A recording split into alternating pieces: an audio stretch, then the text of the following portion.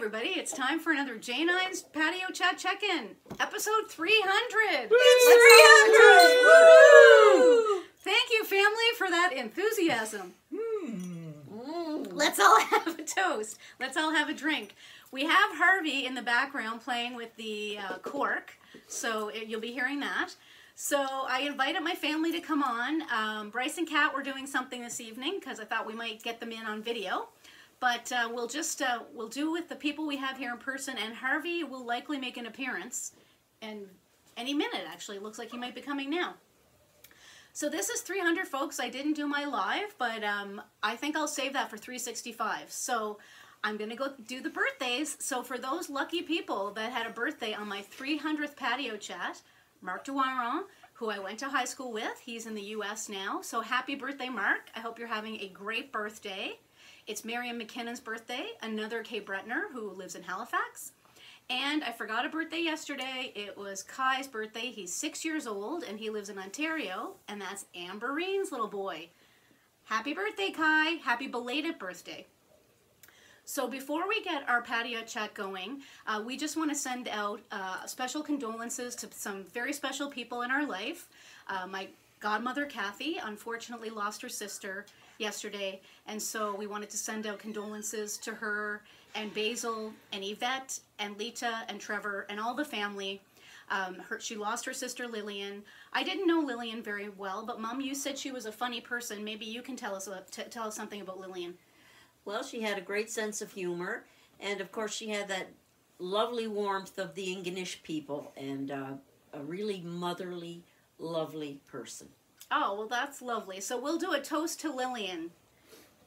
There we go. So we'll check in on our Favreaus because I know it's going to be a tough time for them. And as we all know, we've talked about this many times on the Patio Chat. Losing people during COVID is not easy, but thankfully Kathy was able to be with her sister. So that was good. So I have my family here, and I've asked them if they wouldn't mind just answering a few quick questions. We're answering? I thought we were asking. Well, you can ask and answer. Well, since you thought you were asking questions, why don't you go first then? What would you like to ask, Patrick? Well, I don't really know, actually. I thought we were actually more making comments, I guess. But, okay, comments, questions. What would you like to say? Well, the most recent development, I guess, is the move to YouTube. What inspired that? Oh, yes. So the move to YouTube is so that I can become a bit more organized and delete my patio chats from my phone and my iPad because I wasn't doing a very good job, and I do need to clear my iPhone and iPad. So I also thought that maybe I would get some extra viewers that way. I haven't done anything special, but if you folks are YouTubers and you have special ideas about how to get more viewers, please let me know. So yes, that was a good question, Patrick. So what I wanted to ask you guys is, did you think I would be doing this 300 days later? When I came out on my patio March 16th and did a little 2-minute thing, actually it was 51 seconds, I believe. Did you think I'd still be doing it now? What do you think, Mom?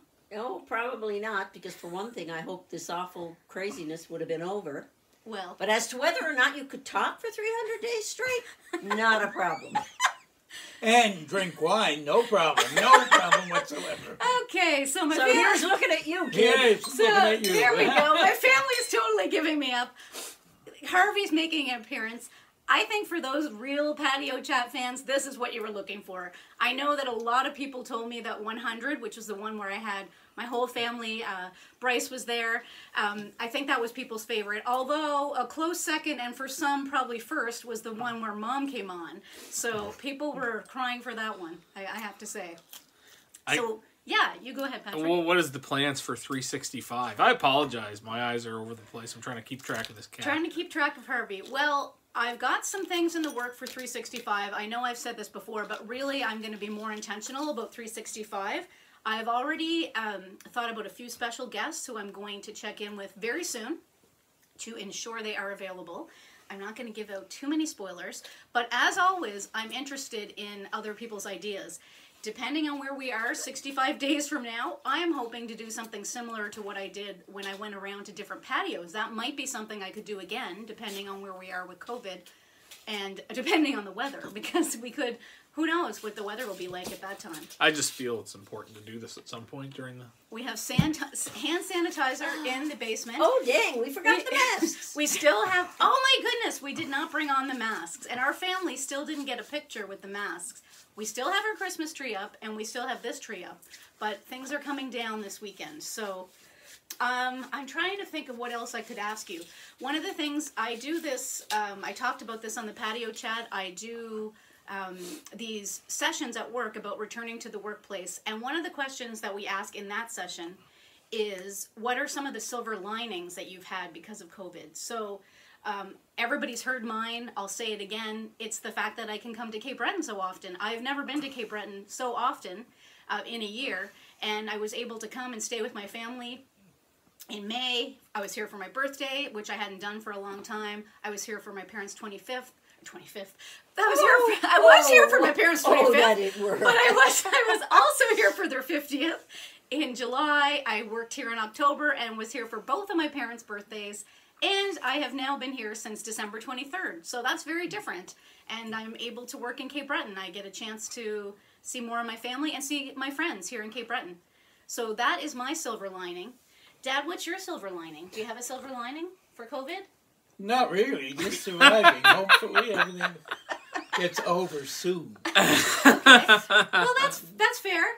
Patrick, do you have a silver lining? Well, I'm somebody who spends a lot of time online, so I think maybe a silver lining is other people coming around to the idea that an online existence isn't that bad. It also inspires people to do things they probably should have been doing sooner, and I can bring this up because I know Janine probably already brought it up, was the marathon 10-hour McNeil Cousins Zoom call that we had over the holidays.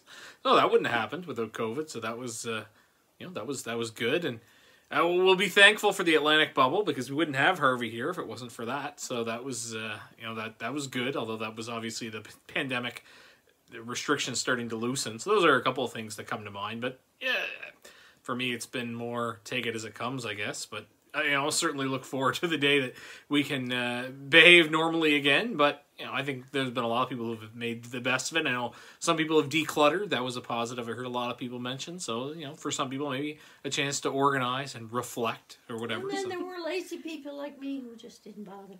Well, what did you do? Mom, what was your silver lining, do you think?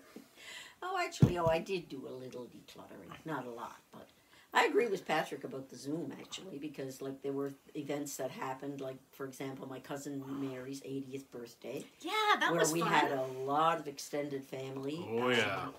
On the screen at the same time, people that I hadn't seen for a long time.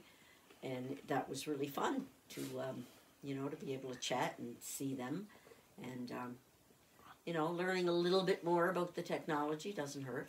Yeah, very no good. expert, but thank goodness I have some people who are a little bit more knowledgeable than I am. That will not come up on the screen, but I do see that my brother is sending us a message as we speak. So, too bad we're missing him for this one, but you know what? I'm going to have a cast of characters for 365. I feel. So, yeah, this is interesting. I didn't think I'd be doing this 300 days later, but one of the things, another silver lining for me is when we were in the height of lockdown and I was all by myself in Halifax. The patio chats really helped me, and I think a lot of us remember in Nova Scotia there were quite a few things that happened at the beginning of the pandemic. We didn't only have the pandemic, we had the shooting, and then we lost people at sea. We had a lot of different things that happened that were quite impactful and hard, so it was good to have this every day, the fact that I was checking in with people. And I've heard from people in my life that I hadn't heard from since high school, and even before. Even some people from elementary school reached out to me and told me how it was great to have somebody that came out and checked in on them every day. So that's part of what helped me too. Some days it was helping me just as much as you. So I thank everybody so much for tuning in for 300 days. So let's have another toast, everybody. I have nothing left in the glass. But... Oh, Patrick's is empty, which is really weird because Patrick doesn't usually drink sparkling. So I think it was free though. It was free. I provided the sparkling for my family. So any last words, family, before we sign off with our patio chat friends? Yes, I have to get more wine. Oh. Mom has to get more wine. Okay. Here's the 365 and then 600 because that's halfway from now. Oh. Woohoo! What do you think, Dad? Any last words? Nah, not really. Wishing you millions of followers on your YouTube. Thank you, everybody. Bye. Bye. Bye.